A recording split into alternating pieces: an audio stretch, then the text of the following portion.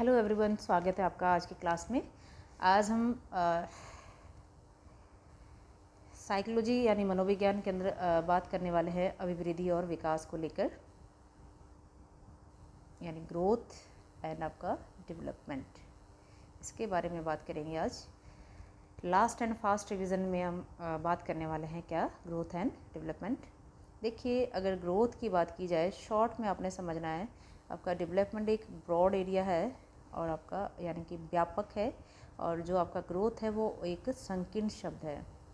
देखिए, ग्रोथ को हम देख सकते हैं, उसको मेजर कर सकते हैं, है ना, उसका मेज़रमेंट किया जा सकता है, उसका वेट किया जा सकता है, लेकिन डेवलपमेंट का वेट नहीं किया जा सकता, उसको मेजर नहीं किया जा सकता है ना। हम ये नहीं बता सकते कि आज मैंने कितना विकास किया है।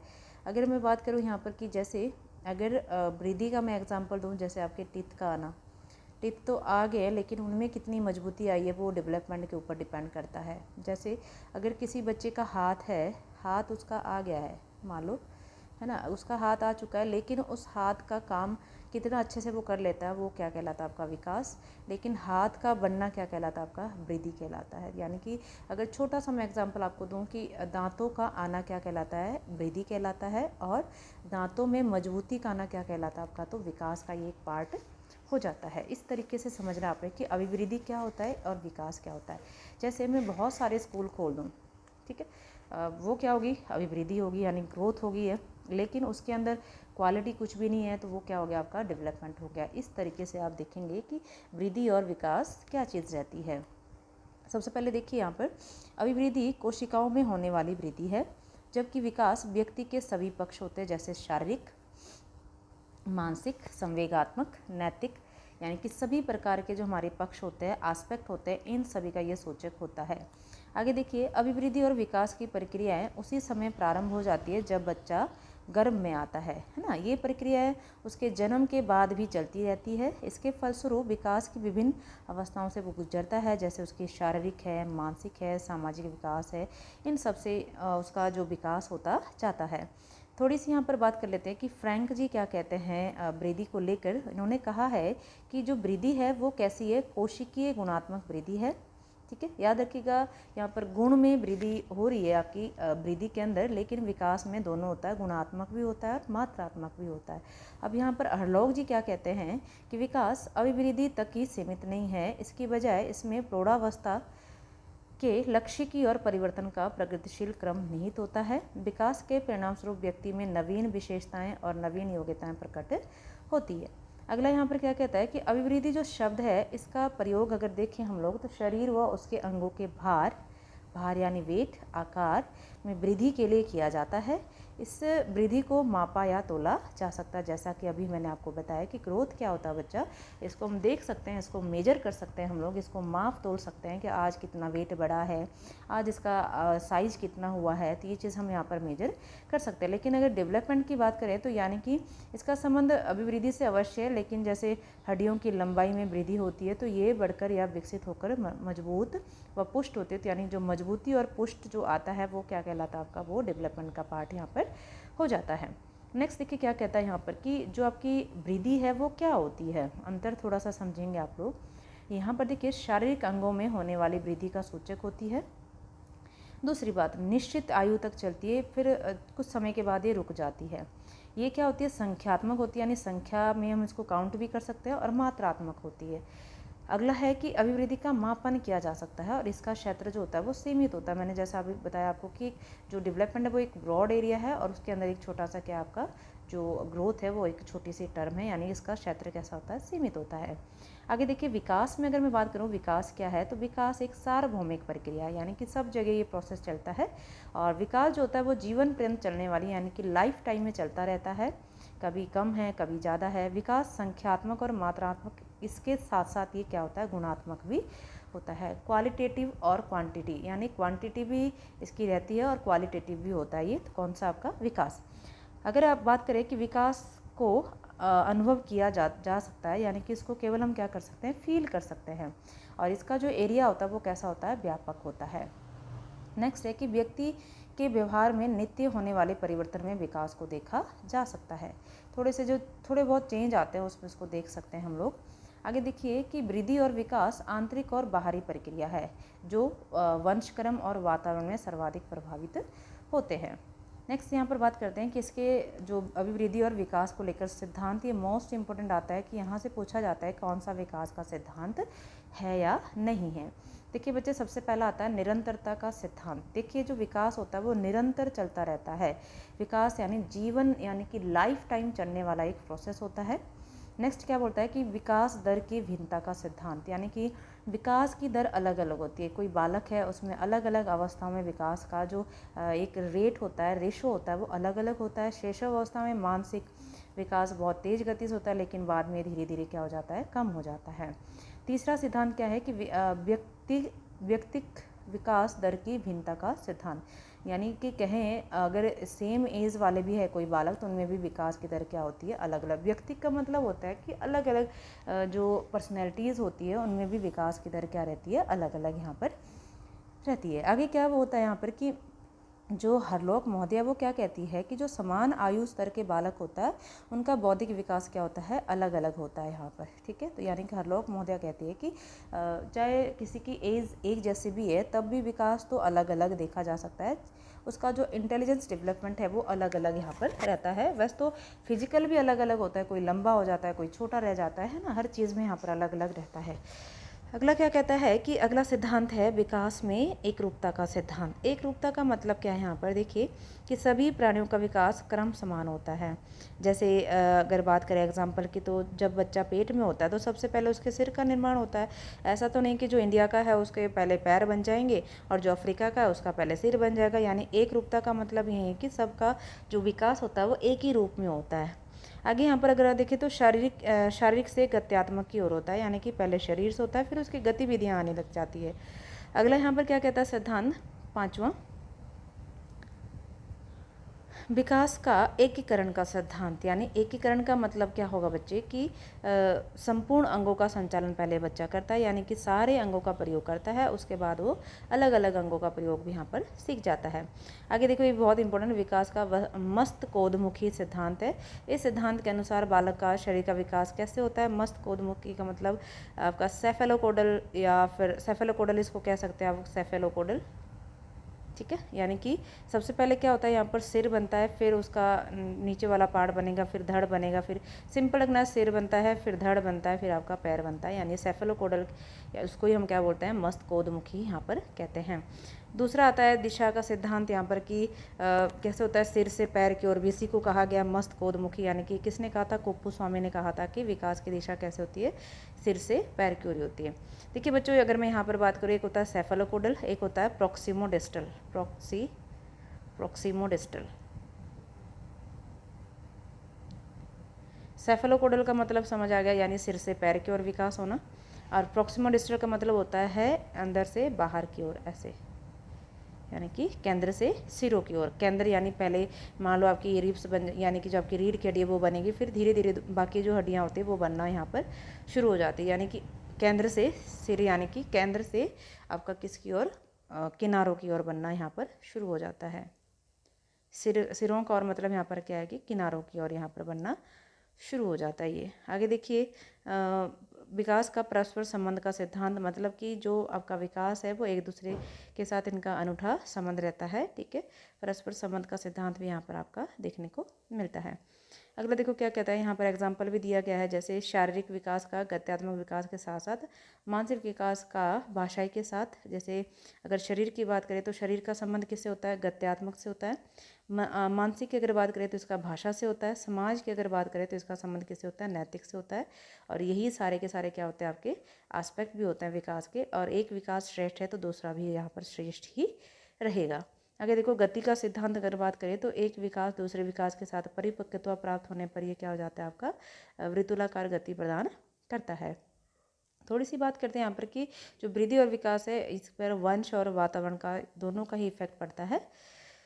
प्रकार में अगर देखें कि विकास के टाइप कितने हो सकते हैं, तो देखिए शारीरिक विकास वन हो गया, मानसिक विकास हो गया आपका, सामाजिक विकास हो गया और नैतिक विकास, यानी कि लगभग विकास के 4 एस्पेक्ट यहाँ पर देखने को मिलते हैं।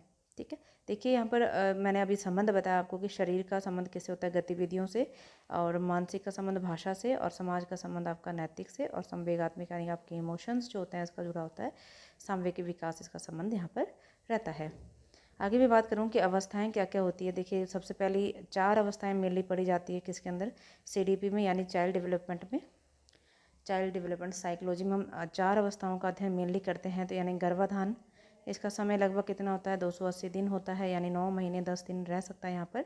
और शेष अवस्था लगभग यहाँ पर 0 से 6 वर्ष रखी गई है। और अगर कुल समय की बात करें तो लगभग 5 वर्ष तक हम मान सकते हैं। बाल्यावस्था यानी कि लगभग 6 से 12 यहाँ पर रखी गई, यानी कि कुल अगर देखें तो लगभग 7 वर्ष के करीब से ये कुल समय यहाँ पर रखा जाता है। और किशोरावस्था अगर यहाँ पर देखें तो आपका 12 से लगभग 19, किशोर यानी टीनेज जिसको कहते हैं, 12 से 19 साल तक ये यहाँ पर रहता है। ठीक है, चलिए अब गर्भाधान की थोड़ी सी बात कर लेते हैं कि गर्भाधान में क्या क्या चीज़ें रहती है। जब हम बच्चा गर्भ में होता है तो उस समय कितनी उसकी अवस्थाएं होती हैं यहाँ पर। देखिए जब गर्भ भ्रूण के रूप में होता है तो सबसे ज़्यादा माँ के पोषण पर से ही वो प्रभावित होता है। गर्भ में बालिकाओं के हृदय की धड़कन अधिक होती है, यानी कि जो उसका हार्ट होता है वो बहुत ज़्यादा यहाँ पर धड़कता है। और गर्भाधान की 3 अवस्थाएं होती है। देखिए सबसे पहले बीज बनता है, फिर डिम्ब बनता है, फिर आपका भ्रूण बनता है। तो याद रखिएगा पहले बीज होता है, फिर डिम्ब अवस्था होती है, फिर आपकी भ्रूण अवस्था यहाँ पर रहती है। जब हमारा जो बच्चा होता है वो कहाँ होता है, गर्भ में होता है। अब हम बात करते हैं कि जब शैशवावस्था उसकी स्टार्ट हो जाती है तो क्या क्या होता है। देखिए जब शैशवावस्था उसकी शुरू हो जाती है तो जन्म के समय जो नवजात शिशु होता है उसको हम नवजात बोलते हैं। उसका लगभग शरीर कितना लंबा होता है, 51 सेंटीमीटर तक रह सकता है, यानी कि 19 से 20 इंच तक हो सकता है। और प्रारंभिक 2 वर्ष में ये ज़्यादा बढ़ता है, इसके बाद इसकी लंबाई लगभग 5 से 7 सेंटीमीटर बढ़ती रहती है। अगर मैं इस अवस्था के अंत की बात करूँ तो लगभग जब ये अवस्था ख़त्म हो जाती है तो तब तक लगभग ये 101 सेंटीमीटर तक उसका शरीर का यानी कि लंबाई हो जाती है। अगर मैं भार की बात करूँ, भार जरूर ध्यान रखिएगा क्योंकि भार हमेशा पूछा जाता है। नवजात शिशु का भार कितना होता है, तो याद रखिएगा जब हमारा नवजात शिशु होता है उसके शरीर का भाग लगभग 3 kg के आसपास होता है, यानी कि किसी का बच्चा तो कम भी होता है लेकिन 3 kg वाला यहाँ पर देखा जाता है लगभग एवरेज में। तो यानी लगभग 6 से 7 पाउंड तक का यहाँ पर भार रहता है, जो कि प्रारंभिक 6 माह में 2 गुना हो जाता है और 3 गुना 1 वर्ष में लगभग 3 गुना ये हो जाता है, यानी किसका, जो कि आपका पैदा नवजात शिशु का यहाँ पर रहता है। आगे देखो क्या कहता है कि शैशवावस्था के अंत तक जब उसकी शैशवावस्था खत्म हो जाती है, यानी लगभग वो 4-5 साल का हो जाता है, तो लगभग वो कितना हो जाता है यहाँ पर 4-5 साल, क्या ये आपका 3 साल तक लगभग ये 4 साल तक लगभग ये कितना हो जाता है 15 किलोग्राम के आसपास ही उसका जो भार हो जाता है।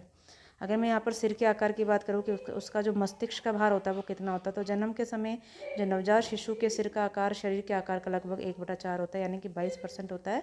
तथा यहाँ पर मस्तिष्क का भार अगर देखें तो 350 ग्राम यहाँ पर रहता है, लेकिन जब तक ये अंत होता है तो यानी लगभग 250 यहाँ पर ग्राम ये हो जाता, 1250 सॉरी।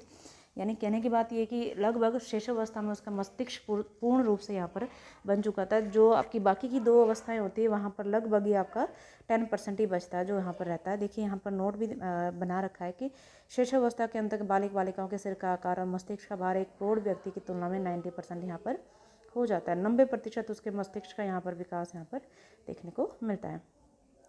अगर मैं हड्डियों की संख्या की बात करूँ तो जब जो आपका नवजात शिशु होता है उसकी हड्डियों की संख्या लगभग कितनी होती है, 270 यहाँ पर रहती है। मांसपेशियाँ लगभग कितनी विकसित हो जाती है, तो यानी कि मांसपेशियों में शरीर के कुल भार की लगभग 23% यहाँ पर विकसित हो जाती है और इस अवस्था के अंत तक लगभग 25% ही हो जाती है।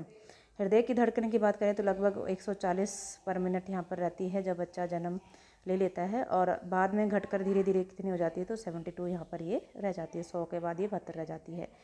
ध्यान रहे कि जो नवजात शिशु होता है जन्म के समय वो क्या करता है, प्रतिदिन 18 से 20 घंटे सोता है। अब हम बात करते हैं कि गत्यात्मक विकास किस तरीके से होता है, जो उसकी गतिविधियां रहती है। गत्यात्मक मतलब होता है कि उसकी मोटर स्किल्स किस प्रकार से काम करती है। तो 1 महीने में क्या करता है, वो सिर उठाना शुरू कर देता है। 4 महीने वो सहारे के साथ बैठना शुरू करता है। 7 महीने में बिना सहारे के बैठ जाता है। 10 महीने में घुटनों के बल चलना प्रारंभ कर देता है और लगभग 12 महीने में सहारे के साथ खड़ा होने लग जाता है और 14 महीने में बिना सहारे के खड़ा होने लग जाता है और 15 से 18 महीने के बीच वो चलने लग जाता है। ये आपने थोड़ा सा आंकड़ा ध्यान में रख लेना है यहाँ पर। नेक्स्ट देखिए क्या कहता है यहाँ पर, जब उसकी बाल्यावस्था आ जाती है तो बाल्यावस्था में क्या क्या चेंज देखने को मिलेंगे। अगर मैं इसके प्रारंभ की बात करूँ लगभग 6 वर्ष में ये शुरू हो जाती है और शरीर की लंबाई लगभग 108 सेंटीमीटर रहती है यहाँ पर अगर उसकी लंबाई की बात करें, और प्रतिवर्ष लगभग 5 से 7 सेंटीमीटर बढ़ती रहती है और इस अवस्था के अंत तक लगभग 138 सेंटीमीटर तक रह सकती है। सामान्य रूप से 6 वर्ष का जो बालक होता है उसके शरीर का भार 16 किलोग्राम के आसपास होता है और अंत तक लगभग 28.5 के आसपास ही रह सकता है। ये एवरेज होता है आपका।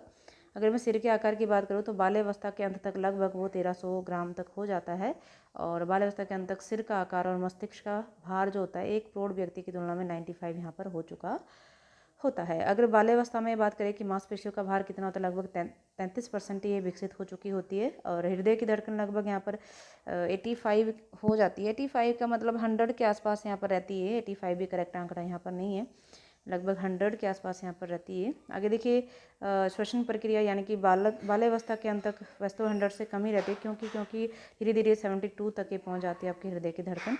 श्वसन प्रक्रिया में देखिए कि बाल्यावस्था के अंत तक श्वसन क्रिया जो होती है वो प्रति मिनट 14 से 16 तक रहती है और दांतों की संख्या आपको पता ही है कि लगभग दांत कितने आ चुके होते हैं, 27 से 28 यहाँ पर हो जाते हैं और 4 जो आपके दांत होते हैं जिनको विजडम टीथ कहते हैं वो किशोरावस्था के अंत तक और प्रौढ़ावस्था के आरंभ में आ जाते हैं।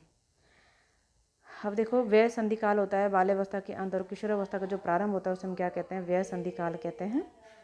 यानी कि जो आपकी बाल्यावस्था वो खत्म हो रही है और किशोरावस्था आपकी शुरू हो रही है। इस समय बालिकाओं की यौन संबंधी समायोजन करने पड़ते हैं, यानी कि जो बालिकाएं होती हैं उनमें चेंज देखने को मिलते हैं।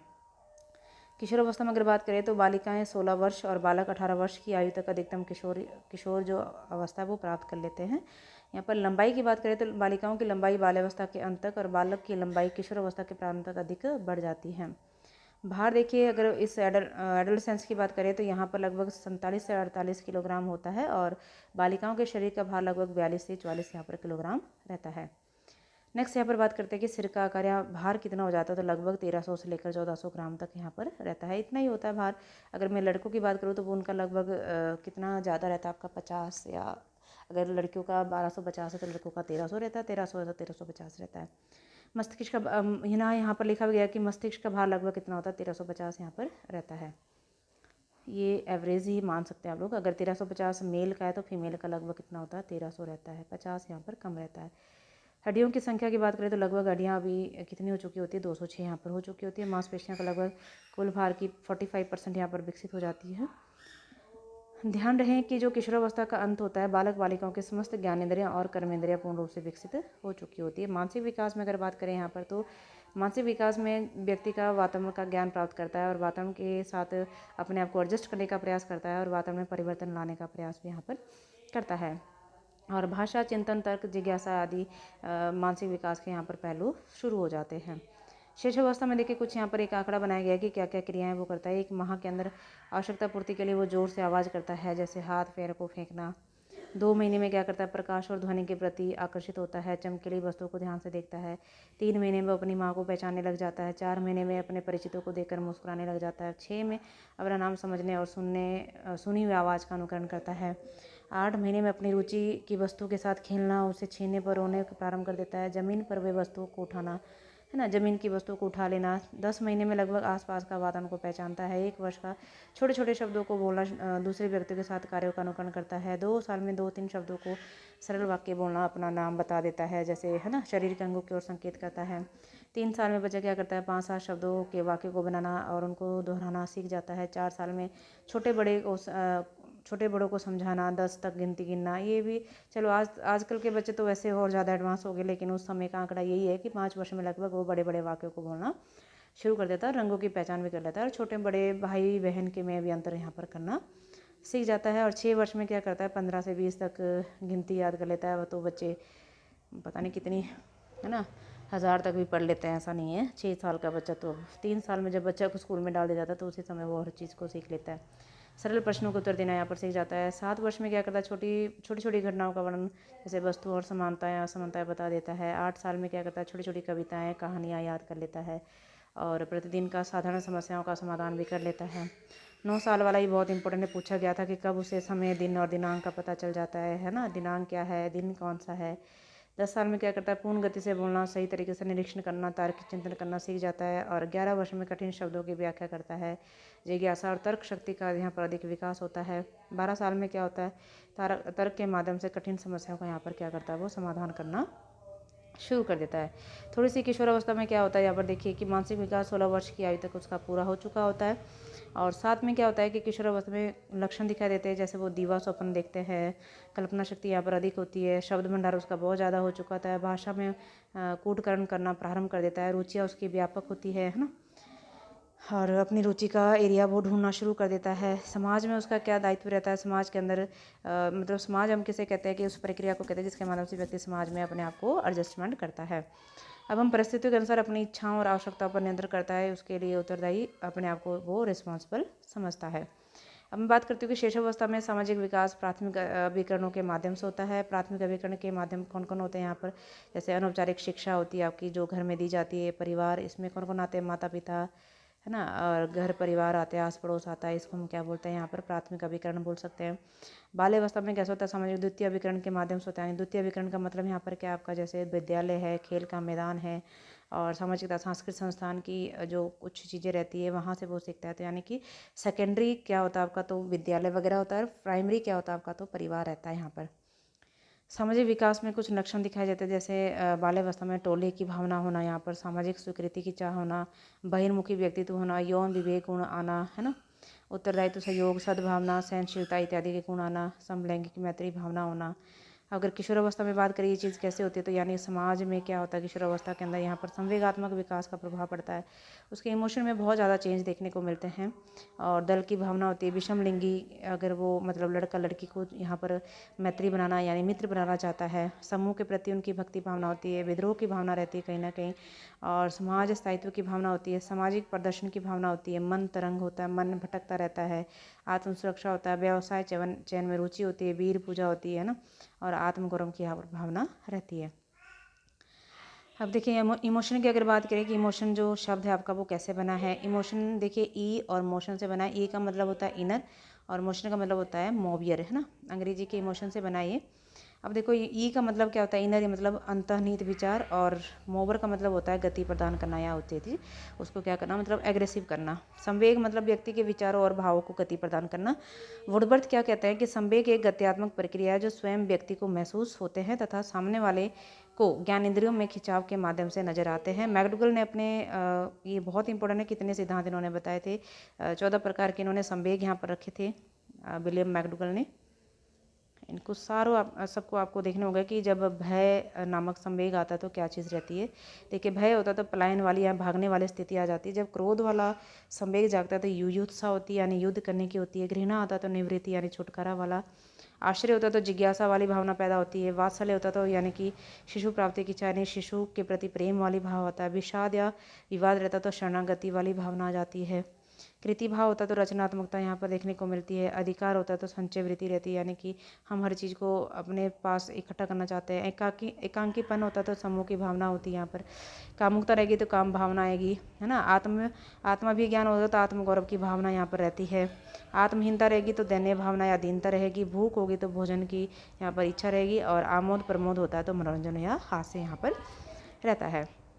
देखिए शैशवावस्था के समय क्या होता है, किसी भी प्रकार का संवेग नहीं पाया जाता है। इंपॉर्टेंट लाइन यहाँ पर, शिशु में, नवजात शिशु में कोई संवेग नहीं होता है। बालक वातावरण में परिवर्तन के कारण होता है।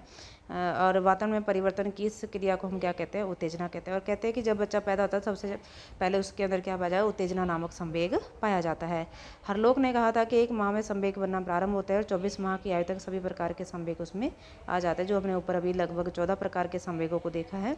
और ऐसा बोलते हैं कि 5 वर्ष की उम्र में लगभग बालक के संवेग पर वातावरण का प्रभाव यहाँ पर पड़ना प्रारंभ हो जाता है। अगर देखिए शैशवावस्था के अंत में, बाल्यावस्था के प्रारंभ में बालक बालिकाओं के 2 प्रकार की ग्रंथियों का बनना शुरू हो जाता है, जिसके कारण बालक बालिकाएं विषम लैंगिक के प्रति यहाँ पर श्रद्धा भाव दर्शाती है। देखिए एक होता है ऑडिपस और एक होता है आपका इलेक्ट्रा।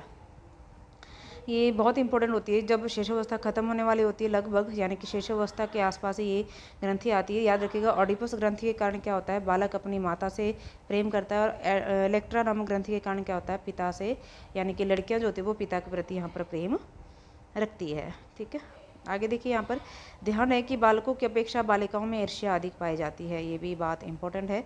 बाल्य अवस्था में अगर बात करें, इस अवस्था में बालकों में सामाजिक विकास का प्रभाव पड़ता है। संवेगात्मक विकास पर संवेगात्मक और विकास की दृष्टि से इसे अस्थायी काल माना जा सकता है, क्योंकि बाल्य अवस्था में संवेग क्षणिक होते हैं, कुछ समय के लिए होते हैं, फिर बिगड़ते रहते हैं, कभी आ रहे हैं कभी जा रहे हैं, है ना। तो ये चीज़ थोड़ा सा हमने यहाँ पर देखा कि जो आपकी इस अवस्था में क्या क्या संवेगात्मक विकास देखने को मिलते हैं। जैसे संवेगों की उग्रता में कमी होती है, जिज्ञासा की प्रबलता होती है, ईर्ष्या का पाया जाना होता है, यहाँ पर चिंता मुक्त अवस्था होती है। किशोर अवस्था में अगर मैं बात करूँ, यहाँ पर इस अवस्था में बालक बालिकाओं में शारीरिक विकास का उनके संवेगात्मक विकास पर प्रभाव पड़ता है। संवेगात्मक विकास की दृष्टि से किशोर अवस्था में क्या क्या लक्षण दिखाई देते हैं, तो देखिए जब इमोशन डेवलपमेंट उनके अंदर होता है तो देखिए क्या होता है, भावुकता होती है, विरोधी मनोदशा होती है, संवेगों की भौतिकता होती है, यहाँ पर काम भावना होती है ना। और लिबिडो नामक ये भी पाया जाता है यहाँ पर, जो फ्राइड भी कहते हैं। स्वाभिमान की भावना होती है और चिंता युक्त अवस्था होती है। कौन सी आपकी किशोर अवस्था है। स्वतंत्रता की भावना होती है, नकारात्मक प्रवृत्तियों का यहाँ पर जन्म भी होता है। याद रखें, ये बहुत इंपॉर्टेंट कथन है। स्टैनली हॉल ने कहा था कि किशोर अवस्था तनाव और तूफान की अवस्था इन्होंने कहा था, तनावपूर्ण है, क्रांतिकारी संघर्ष की अवस्था इन्होंने से कहा था। किसको? किशोर अवस्था को।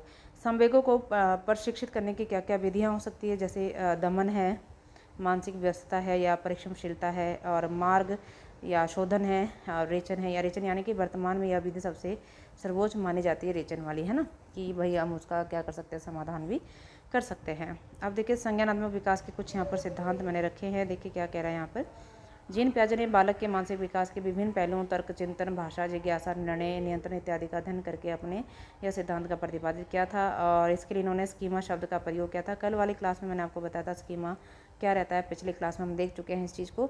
जीन पियाजे ने मनोविज्ञान को जीवन विज्ञान की पृष्ठभूमि पर रखकर अध्ययन किया था और दोनों का परस्पर संबंध और अंतर यहाँ पर स्पष्ट किया था। 1923 में इन्होंने एक पुस्तक लिखी थी, बाल चिंतन की भाषा, और 1976 तक विभिन्न प्रकार की 32 पुस्तकों की इन्होंने रचना की थी। जीन पियाजे ने मानसिक संरचना के निर्माण की बात की थी, और मानसिक संरचना के निर्माण के लिए इन्होंने कुछ घटक माने थे, जैसे आत्मीकरण होता है, समायोजन होता है और संतुलीकरण होता है। ये मैं आपको अच्छे से डिस्कस करवा चुकी हूँ कि आत्मीकरण क्या होता है और आपका समायोजन क्या होता है और संतुलीकरण यहाँ पर क्या रहता है। अब देखो, मानसिक संरचनाओं के व्यवहारगत परिवर्तन की क्रिया को हम क्या कहते हैं, स्कीमा कहते हैं। स्कीमा एक प्रकार से पॉकेट ऑफ नॉलेज होता है, यानी कि ब्रॉड चीज़ होती है, और जो सिंगल इन्फॉर्मेशन होती है उसको हम क्या कहते हैं, स्कीम्स कहते हैं। स्कीमा गत्यात्मक और विश्वसनीय प्रक्रिया होती है। स्कीमा के दो प्रकार होते हैं, पेशीय स्कीमा और संज्ञानवादी स्कीमा। मानसिक विकास के 4 चरण इन्होंने बताए थे, किन्होंने, जीन पियाजे ने। ठीक है, सबसे पहले इन्होंने बताई थी संवेदी पेशीय विकास अवस्था। ये शॉर्ट में हम पढ़ रहे हैं, इसको मैं थोड़ा डिटेल में आपको बहुत अच्छे से करवाने का प्रयास करूँगी, लेकिन अभी हमारा अगले मंथ हमारा टेट का एग्जाम है, तो उसको लेकर हम थोड़ा थोड़ा इसको देखेंगे। इस अवस्था में बालक एक असहाय प्राणी की भांति व्यवहार करता है। इस अवस्था में के अंत तक बालक वस्तु को पकड़ना, स्पर्श करना, आकर्षित होता है उसके प्रति। और यहाँ पर याद रखें कि यहाँ पर जीववाद की भावना होती है। जीववाद यानी एनिमिज्म होता है। एनिमिज्म मतलब जो निर्जीव चीज़ें होती हैं उनको भी जीवित समझना यहाँ पर रहता है। कौन सी अवस्था में, संवेदी पेशीय अवस्था में। टाइम पीरियड जरूर ध्यान रखें, 0 से 2 वर्ष इन्होंने बताया था। पूर्व संक्रियात्मक अवस्था इन्होंने 2 से 7 वर्ष बताई थी। इस अवस्था को इन्होंने 2 भागों में बांटा था। पूर्व प्रत्यात्मक काल यानी 2 से 4। इस अवस्था में बालक खोज की अवस्था में रहता है और विभिन्न वस्तु संबंधी अनेक प्रश्नों को करता है, क्यों कैसे का उत्तर जानने की यहाँ पर जिज्ञासा रहती है। और शब्दकोश की विकास की अवस्था यहाँ पर कहा जा सकता है। वैसे आपने मोटा मोटा बस इसको याद रखना है, पूर्व संक्रियात्मक अवस्था में क्या क्या चीज़ यहाँ पर रहती है ना। जैसे अपलटावे का गुण नहीं होता उसमें, यानी कि अगर आप बच्चे को स्कूल भेज रहे हैं तो वो वापस अपने आप से नहीं आ पाता है, लेकिन वो 2 से 4 के बीच होती है चीज़ें, है ना। अगर देखो अंतः प्रज्ञाकालीन होने यानी 4 से 7 बताया था। इस अवस्था में अगर देखें तो बालक चिंतन की अवस्था में रहता है। बालक किसी भी बात को मस्तिष्क द्वारा बिना तर्क किए स्वीकार कर लेता है, और खिलौनों को संग्रह करने की यहाँ पर अवस्था इन्होंने इसे कहा था। याद रखना यहाँ पर कि जॉन लॉक का कथन है कि बालक का मस्तिष्क एक कोरी स्लेट की भांति होता है। कौन कहता है ऐसा? जॉन लॉक कहते हैं, जिस पर चाहे जो लिख लो। 2 साल की उम्र में बालक का शब्दकोश इन्होंने बोला था कि 200 शब्द हो जाते हैं, और 6 साल की उम्र में लगभग 16,000 यहाँ पर शब्द इन्होंने बताए थे। लेकिन गैसले क्या कहते हैं कि बालक के प्रारंभिक 6 वर्ष में वो इतना सीख लेता है जितने वो आने वाले 12 वर्ष में भी नहीं सीख पाता है। 4 से 7 वर्ष की उम्र में बालक वस्तुओं के संरक्षण सिद्धांतों पर आधारित कार्य करता है, यानी कि उसका संरक्षण किस प्रकार से किया जाए। और ब्रूनर कहते हैं कि बालक को किसी भी अवस्था में कुछ भी सिखाया जा सकता है। तीसरी अवस्था यहाँ पर बताई गई मूर्त संक्रिय अवस्था अकॉर्डिंग टू पियाजे बोलते हैं कि शाब्दिक मूर्त क्रिया या इस अवस्था को कहा गया था, यानी कि 7 से 12 यहाँ पर इन्होंने टाइम पीरियड रखा था। इस अवस्था में बालक कार्य कारण संबंध समझने लग जाता है। हर चीज़ जो दूसरी अवस्था में वो नहीं कर पाता, वो यहाँ पर बिल्कुल उसका अपोजिट होता है, क्षेत्रफल जान लेता है, परिणाम जान लेता है ना, उसके अंदर समझने की क्षमता आ जाती है, अपने आप से स्कूल चला जाएगा, आ जाएगा, है ना, उसको पता चल जाएगा कि भाई किस में रेशो का पता चल जाता है उसको, ये चीज़ें यहाँ पर रहती है। और चौथी जो अवस्था थी इनकी वो थी औपचारिक क्रिया अवस्था, यानी कि 12 से 18 वर्ष इन्होंने यहाँ पर टाइम पीरियड बताया था। इसको इन्होंने बोला था कि यहाँ पर अमूर्त चिंतन शुरू हो जाता है, निष्कर्ष निकालने लगता है ना, चिंतन करने लग जाता है, परिकल्पनाएं करने लग जाता है, समस्या का समाधान करने लग जाता है। यहाँ पर वाइगोत्स्की क्या कहते हैं कि संज्ञानवादी विकास के लिए सामाजिक वातावरण और भाषा को इन्होंने महत्वपूर्ण बताया था कि इन्होंने वाइगोत्स्की ने। और ब्रूनर क्या कहते हैं, सामाजिक संबद्धता का इन्होंने, यानी कि समाज के साथ संबंध किस प्रकार से रखना है, इसके विकास पर इन्होंने बल यहाँ पर दिया था।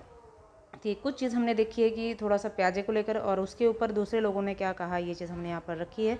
थोड़े से इसको लेकर क्वेश्चन डिस्कस कर लेते हैं, एमसीक्यूज कौन कौन से इंपॉर्टेंट यहाँ पर बन सकते हैं। मोस्ट इंपॉर्टेंट क्वेश्चन ये रहेंगे आपके, अभी आपके फास्ट रिविजन ये हो रही है हमारी, है ना। तो देखिए बच्चों, सबसे पहला क्वेश्चन क्या कहता है कि विकास की विशेषता है, क्या है, निश्चित आयु तक चलने वाली प्रक्रिया है, शारीरिक अंगों में परिवर्तन का सूचक है, गुणात्मक है या संख्यात्मक है। अगर इस क्वेश्चन की मैं बात करूँ तो यहाँ पर सबसे सटीक आंसर आपका क्या बनेगा, सी ऑप्शन। सी क्यों बनेगा, क्योंकि यहाँ पर अगर बात करें तो यहाँ पर गुण विकास की विशेषता पूछी गई, ना कि यहाँ पर वृद्धि की।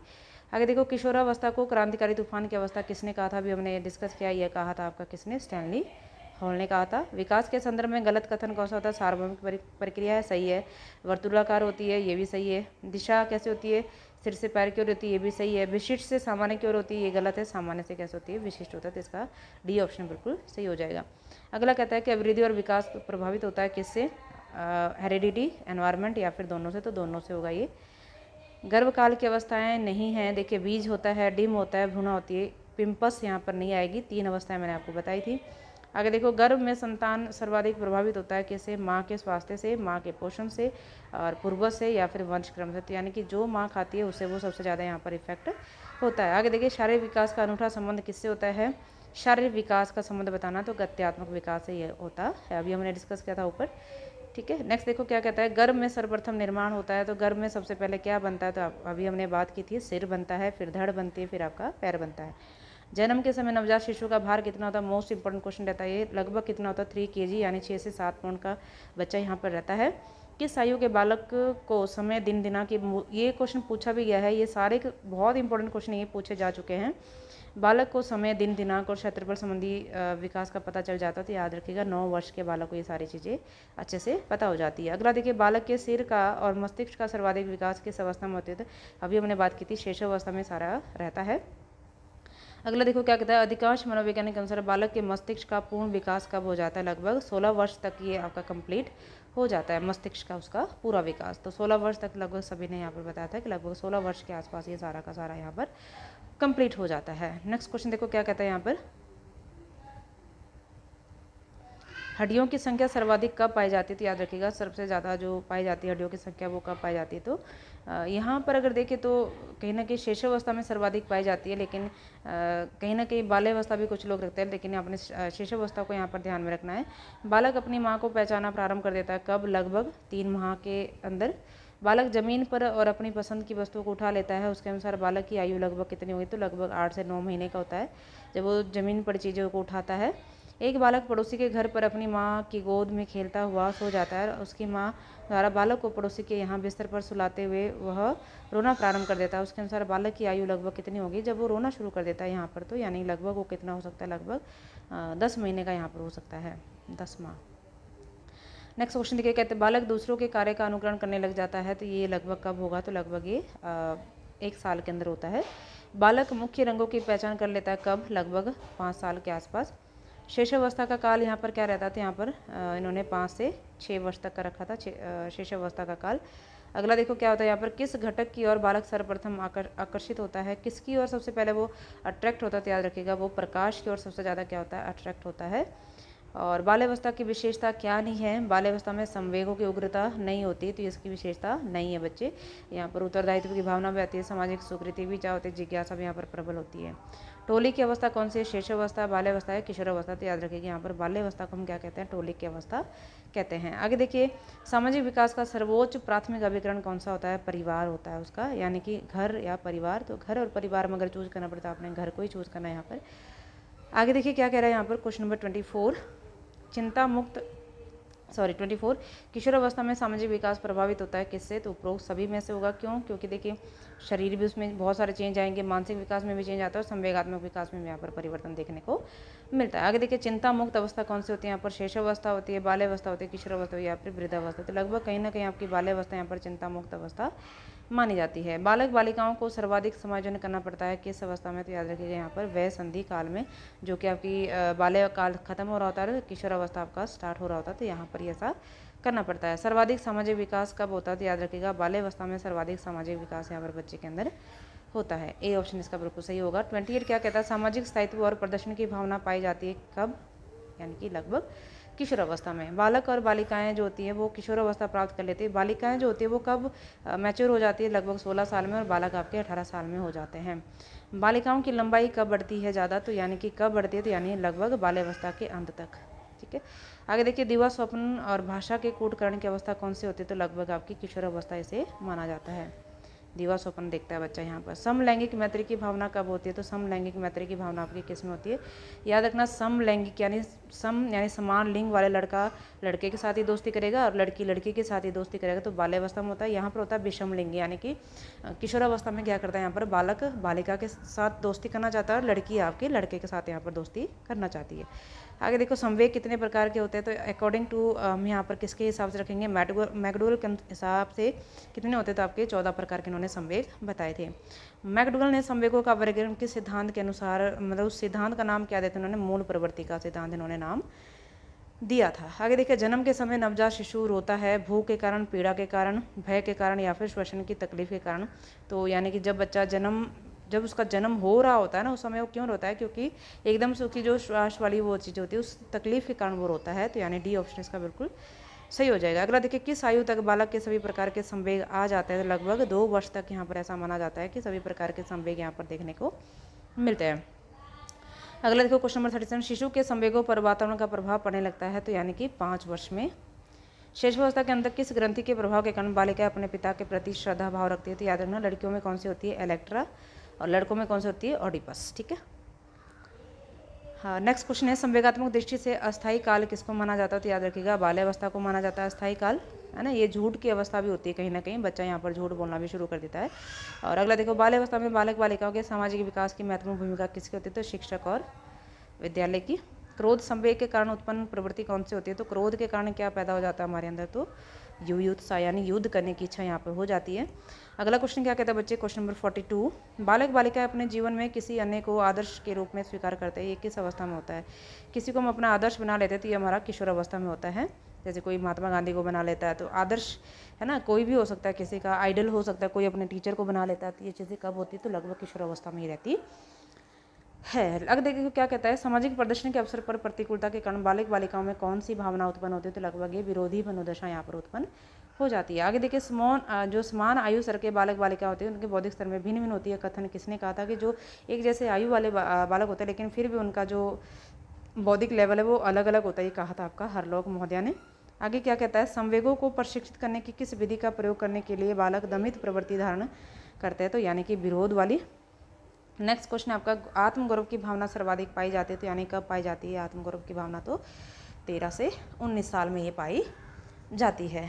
क्लास मेरी थोड़ी सी लंबी होगी लेकिन कोई बात नहीं, ये वाला हमने चैप्टर कंप्लीट कर लिया है तो आप लोग इसको डबल स्पीड में भी देख सकते हैं ताकि आपका टाइम बच सके और आप इसको अच्छे से थोड़े से क्वेश्चन देख लीजिएगा किसका आंसर क्या रहने वाला है। आज हमने बात की थोड़ी सी वृद्धि और विकास के ऊपर, वृद्धि और विकास किस तरीके से होता है, ठीक है। और वृद्धि और विकास को लेकर हरलोक महोदय ने कहा था कि एक घंटी के जैसा होता है ना, एक स्पायरल होता है वैसे विकास, ऐसे स्पायरल, ये है ना, घंटी के आकार की तरह ऐसे बताया था ये, ठीक है। ये चीज़ चक्राकार होता है, सीधा नहीं होता, रेखीय नहीं होता विकास, कभी भी स्पायरल होता है ना, कभी कम कभी ज़्यादा, ये ऐसे। तो आगे डिटेल में मैं इसको बताऊंगी लेकिन अभी थोड़ा सा आप शॉर्ट में देख लेना ऊपर ऊपर से ताकि थोड़ा सा आपको आइडिया मिल सकेगी कि यहाँ पर क्या रहने वाला है। चलिए बात करेंगे फिर अगली क्लास में, मिलते हैं नेक्स्ट क्लास में बच्चों। आज के लिए इतना ही, कुछ हमने इंपॉर्टेंट क्वेश्चन भी यहाँ पर डिस्कस किए हैं, उनको आप ज़रूर देख लीजिएगा।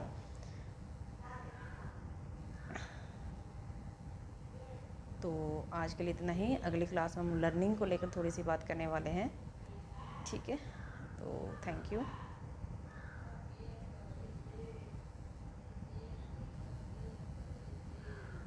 Thanks for watching. मिलते हैं नेक्स्ट क्लास में। धन्यवाद।